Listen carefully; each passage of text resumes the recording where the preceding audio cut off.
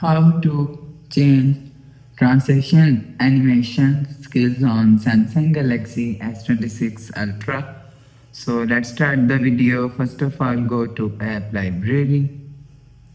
Now here, so click on settings app.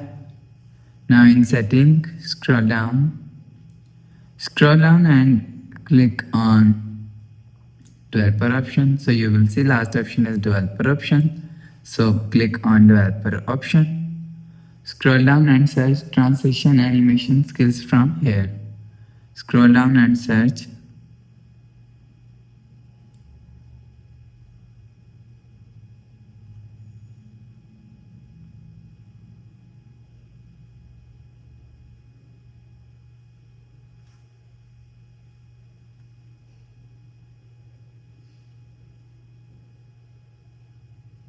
You will see transition animation skill is here. So click on transition animation skill.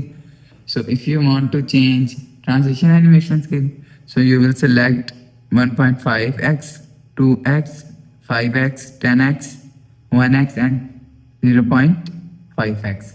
So after selecting, go back to home screen, refresh home. So that's how you can change the transition animation skill on Samsung Galaxy S26 Ultra.